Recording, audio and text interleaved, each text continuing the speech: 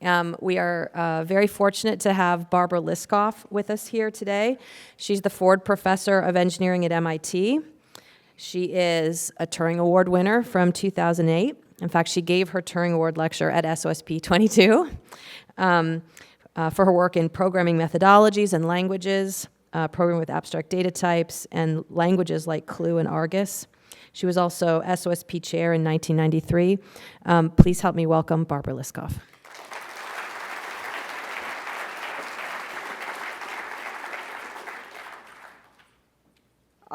Okay, so my talk, as opposed to the one you just heard, is focused on the early days of computing. And I'm not going to talk about work that happened after the 1980s. I'm going to focus instead on some of the early stuff that happened mostly at SOSP. And I'm going to focus on abstractions. Now, if you think about our work in programming in systems in general, we invent lots and lots of abstractions. You might say abstractions are us. I'm going to focus on a small subset of these abstractions, ones that we've invented to help us think about our systems and organize our systems. So I'm going to focus on abstractions for structuring systems in the early days. And I wanted to start by saying that when I began to prepare for this talk, I naively thought that I would be able to identify the source of ideas, that I could settle into reading mode, I could read lots of papers, I would figure out, oh yes, X invented idea Y. Actually, we've seen quite a bit of this kind of stuff in the previous talks, but I gave up.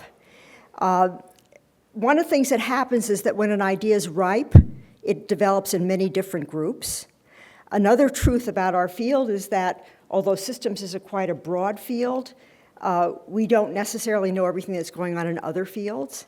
And in the early days, we weren't tracking very much what was going on in the database field, for example, so some of the things developed independently in different fields. In my talk today, I'm going to talk about two different things, what happened in single machine systems, and then what happened in distributed systems. So in the beginning, as people have mentioned, there was batch processing. I remember it. I wouldn't say fondly. You put your program on a card deck. You submitted your deck along with the tests to the system center. And if you were lucky, 24 hours later, you might get your answer back. This had one benefit over what goes on today, namely, since you didn't get much of a shot, you had to think really carefully about what you wanted to accomplish in that run. So you thought through your testing strategy very carefully, which was a good exercise. But otherwise, it was generally speaking bad. And I remember my class at Stanford when I was a graduate student. I think it was a compiler class. And fortunately, they gave us access to the machine at night. And so the whole class gathered in the machine room at night, and we ran our decks one after another, and that way we were actually able to complete our assignments in time. Well, you know, the problem was the machine was very expensive. That's why there weren't enough of them. And also, in truth, these programs weren't necessarily using the machine very efficiently because sometimes they had to wait for I/O, the I/O devices were very slow, and meanwhile the machine's just sitting there idle. So as you heard, quite early on people started to invent alternatives to this, what they called multi-programming, what I'll call multi-programming, which just meant there were many jobs available for the machine, and if it couldn't make progress on one, it could switch to another.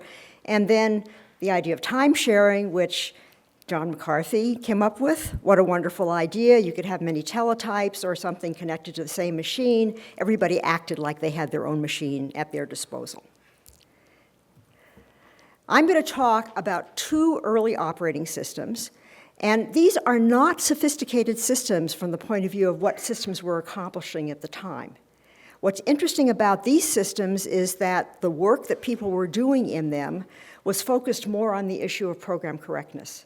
So here was work that was focused on, it's a hard problem, let's see if we can figure out how we structure the system so that at the end we can make an argument that the code that's in the system is actually correct. So the first of these is the THE system, which was presented by Dijkstra at the very first SOSP. And Jack Dennis didn't say this, but I know because he told me that he solicited this paper, so Dijkstra wasn't going to submit it initially. I also want to point out that little thing in red, EWD 196. Dijkstra effectively had a blog. He wrote thing after thing after thing. Some of them were papers, some of them were just trip reports, and then they were circulated through his friends. Now, THE, as I said, was a simple system. It was just a multi-programming system. It was strictly layered. There was a small number of layers. The users were all supposed to be independent. They wrote their code in Algol 60. And one of the things that was really interesting about the system was that it had what he called layer 0. This was the lowest layer of the system. This is where the single processor was turned into many processors. So after that, you didn't have to know how many processors there really were. Most systems in those days had one processor, but sometimes there was more than one. And also, Dijkstra introduced the notion of semaphores here. And this was the first, as far as I know, where it was really talked about in the systems community. Semaphores are just locks. P is lock, V is unlock. They were used for critical sections. I'm not sure if this is a true statement, but that certainly was the first place I ever saw this terminology, the notion of a piece of code that you would reason about. Only one code process should be in there at the same time. They were also used for inter-process communication. And also in that paper, Dijkstra talks about deadly embrace, by which we normally say deadlock today, and I think all the stuff in red was his terminology. And Nico Haberman's thesis proved that there were no deadlocks in that system. The reason this proof worked was because it was a strictly layered system. And so this is related to the principle we all understand today. If you want to make sure there are no deadlocks in a system with locks, get your locks in a particular order. Okay, the second system I want to talk about is my own system, Venus. This was presented in the third SOSP, 1971. I hadn't really realized that Butler was a co-chair. I think maybe Corby was the other chair, but I don't remember. Huh? Tom Brett, okay, Tom Brett. Anyway, again, this was a simple system for the time. It was a time-sharing system rather than a multi-programming system. It had processes and semaphores in the microcode. So this was a project in which the first part of the project was to implement an instruction set in microcode. And then the second part of the project was to use this instruction set to do something interesting. I was very impressed with the THE system. I had the chance to meet Dijkstra probably early in 1963, and we talked about his ideas. I was also very influenced by his worries about how do you make sure the software actually works, how do you structure your software, and so forth. And this led to me putting processes and semaphores into the microcode. What's really interesting about Venus, however, is that it presented all the resources to the users through what I called layers of abstraction. A layer of abstraction had inside it some hidden state and resources, so it was an encapsulated unit. It presented access to its resources through a set of operations that user code, higher level code, could call. And these calls ran in the process of the caller. So this was actually data abstraction.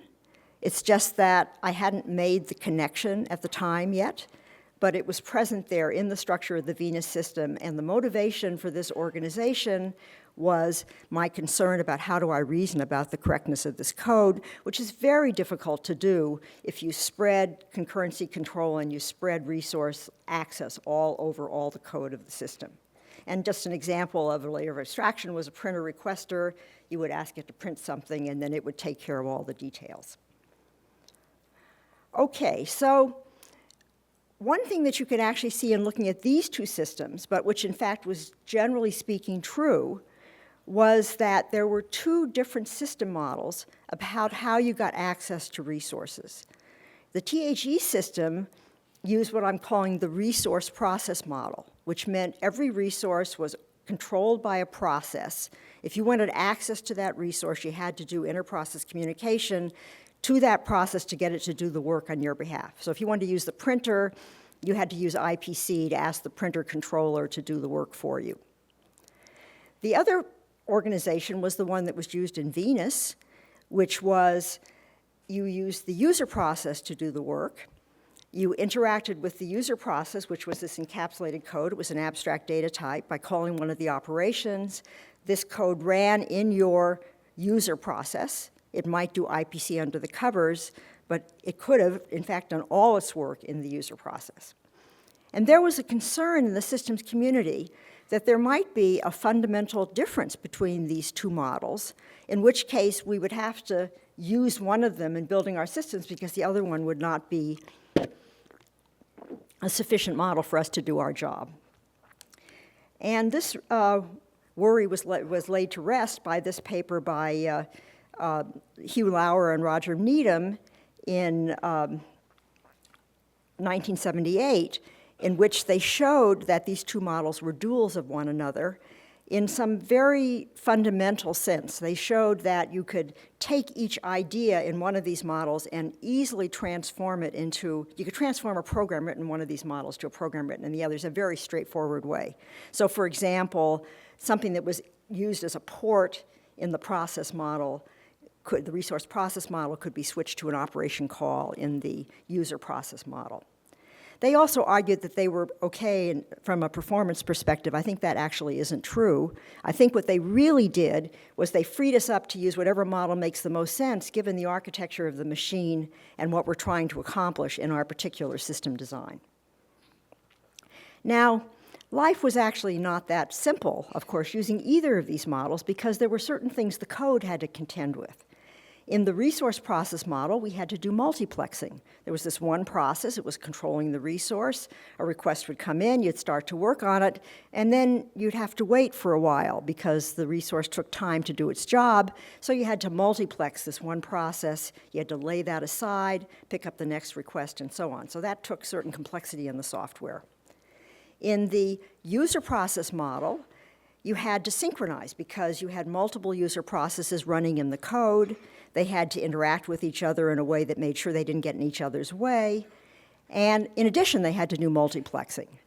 And the flavor of the day and the model, the way of doing this that has sort of even survived to today was monitors, which were introduced by Tony Hoare in his 1974 paper. Although Tony in this paper gives credit to Brink Hansen for having the original idea of monitors. So what is a monitor?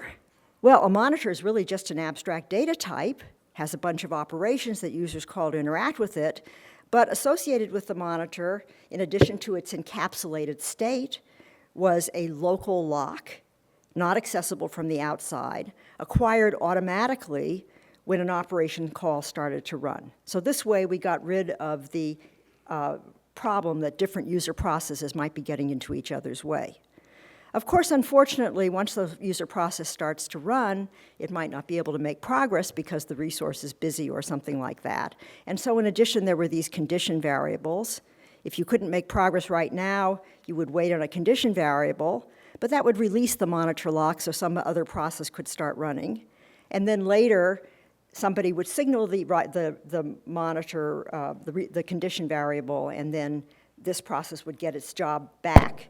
And at the same time, it would require the monitor lock, so it was running in mutual exclusion. Now, monitors are kind of a nice idea, not as simple as you might think by the time you put all the pieces together, and in fact, not even as simple as it might appear from my description. And this was the point of the paper by Lamson and Riddell in SOSP 1979. And this paper talks about putting monitors into a programming language that's used to build a lot of real systems.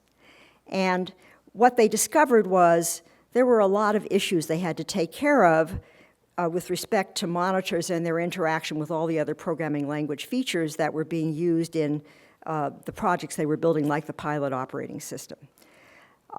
And I'm not going to talk about all these issues because many of them are kind of irrelevant or can be solved or have to do with sort of extraneous stuff. But two of them that I want to talk about, because they remain to this day, are the problem of nested monitors and the problem of external operations. The nested monitor problem is I'm running in a monitor, I make a call to a module. This module makes several other calls, so there's some sort of big subsystem there. Eventually you get to another monitor, and it has to wait.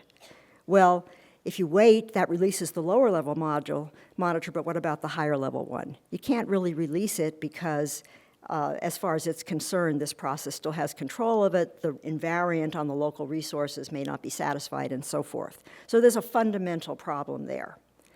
The other problem they mention, they don't actually mention it as a problem, they just paste it over. They have something called external operations, which were operations that didn't acquire the monitor lock.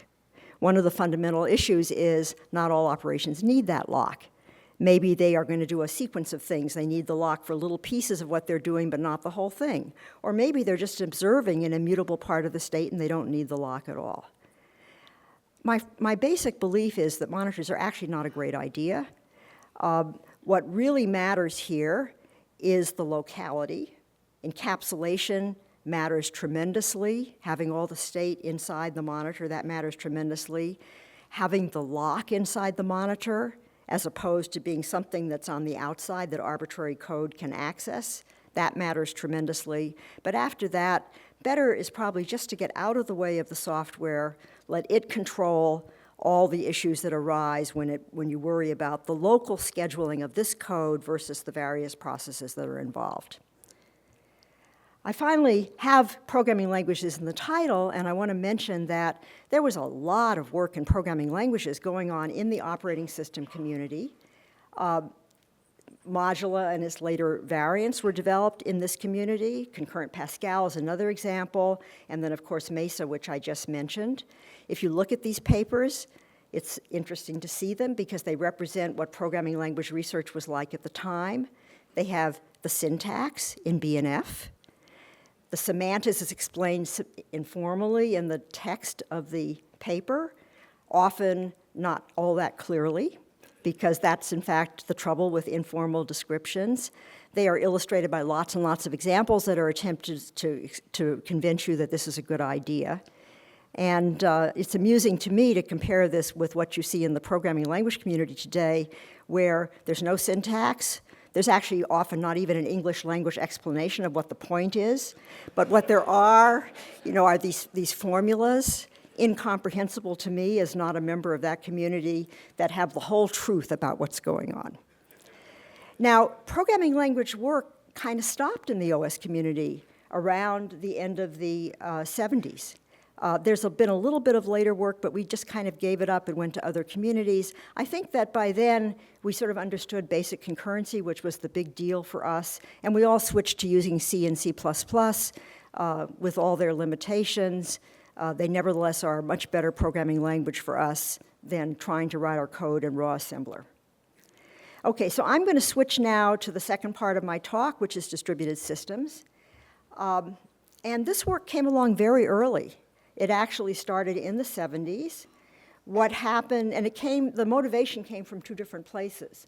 One of them was that we were starting to do work on cheap workstations. So there was the big, expensive computer that had the file system and so forth on it, and then there were the cheap workstations that users could use by themselves. These were connected, say, on a LAN, and we wanted access in those cheap workstations to the file system or some other shared resource. So we already have a distributed systems here that allows individual computers to have access to the shared resource, whatever it is. The other motivation came from the ARPA community. And I actually went into distributed computing because I read something that Bob Kahn wrote, and I can't tell you what it was, in which he elaborated this dream of the internet of distributed systems which would have components running on many different computers connected by a network. And at that point, there were no such systems. There was FTP, there was a little bit of file transfer and stuff like that. Okay, so the question with distributed systems that exercised the operating system or systems community for quite a long time, and I think still exercises us today, is how do you structure these systems? And people were making proposals over a wide range of solutions. At one extreme was just a simple sort of client-server model where maybe there's a file system that's shared running on a server and everybody else just accesses it. Two, at the other extreme, I just take the heap of a programming language, I smear it over a whole bunch of computers, and every time I make a call on an operation of an object, this is going to possibly go to a different computer in the internet. No matter what your model was, there was one fundamental issue here, namely you had to do communication. Unlike in the Lauer and Needham paper where maybe you never had to do any communication if you used the user process model, here you're stuck. You're going to have to do communication because something is running on a remote machine. And it turned out that communication was hard. This is a quote from the Birrell and Nelson paper of 1984, in which they say, construction of communicating programs was a difficult task undertaken only by members of a select group of communication experts. Now, this is a paper written by people who were working at Xerox PARC. And Xerox PARC was one of the premier places at this time for doing research in this field. So they are not talking about a bunch of undergraduates who are kind of mucking around trying to do communication, and then they needed a few experts to handle the communication. They're talking about sophisticated programmers, sophisticated systems programmers who still were having a hard time. And so they said, well, this obviously shows we have a problem. We can't really make progress if it's that hard to do communication, which is so fundamental in distributed computing.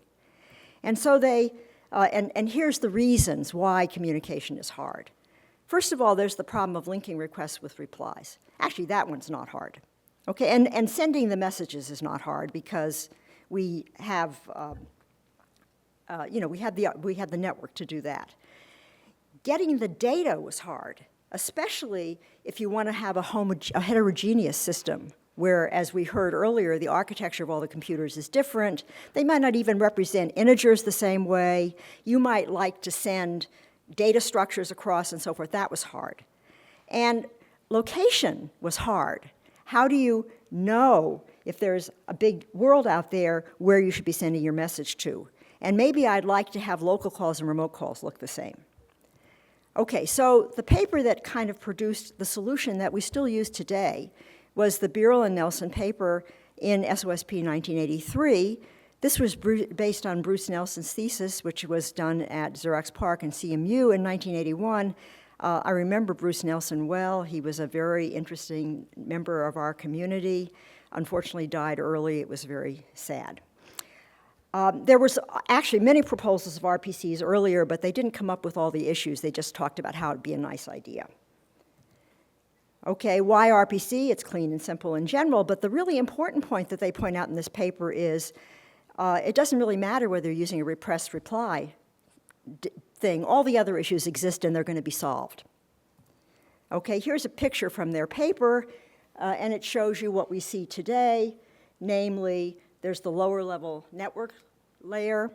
Above this is the stub layer that constructs the messages. This is done by some software that the programmer doesn't have to write. It can be done from a description of the interface and knowledge of who the caller is, who the receiver is, done separately on the sender and receiver.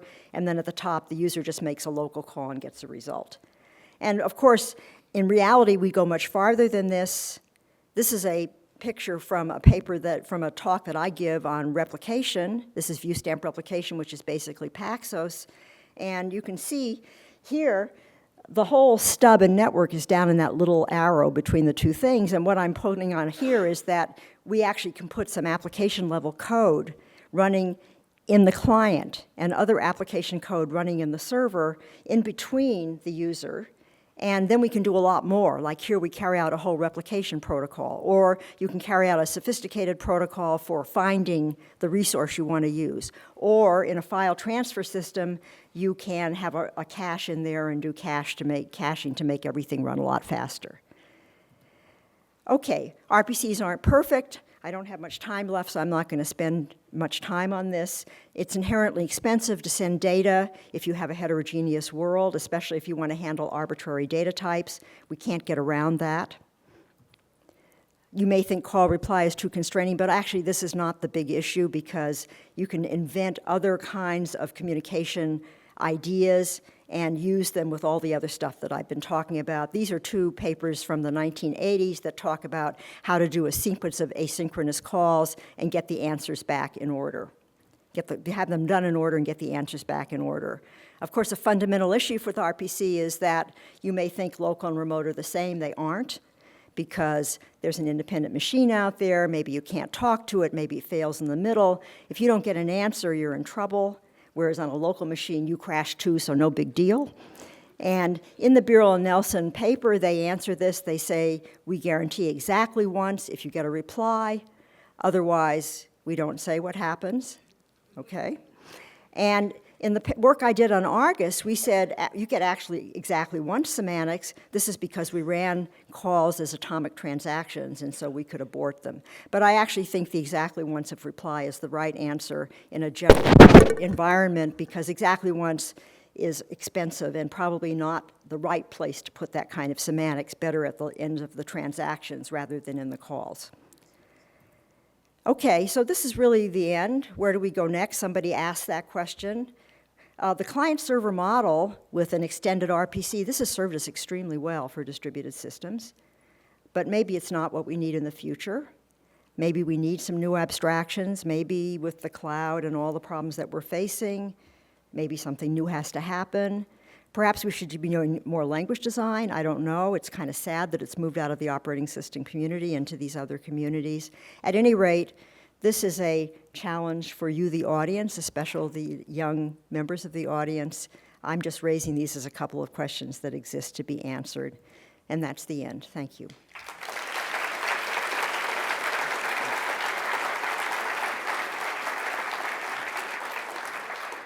Okay, I think we can take one question. Anyone? I've got a question in the back here. Say it nice and loud. So, Margot. tying your talk together with Butler's, she said maybe we could do abstractions. And one of Butler's comments was that abstractions leave secrets. So can you imagine a world where we develop abstractions where the fundamental goal of the abstraction is not to leave secrets?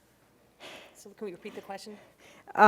Yes, Margot has asked, Butler said that abstractions leak secrets. Could we invent abstractions that don't leak secrets? Of course, you know, a big frustration for me is that although I invented data abstraction and told everybody that encapsulation matters tremendously, people don't encapsulate. And so they leak secrets just by the construction of their programs, which is really sad. And the programming languages that we use today are also not very safe. But I guess that I don't really know how to, okay, so it's an interesting question, Margot. And one thing that I always stop short of, and this is probably the kind of secret that Butler is talking about, is I always say you should write specifications of your abstractions, but I always stop short of having the specifications include the performance requirements. And many times you leak secrets through sort of related issues, the kind of covert channels that Butler was talking about. This seems to be a fundamental problem, and we really have not gotten our head around it. Maybe this is a place where future research will help us out. I'm sorry that doesn't seem like a very good answer, but it's about the best I can do. So thank you, Barbara, very, very much. I have OS principles and a teacher. Yeah, thank you.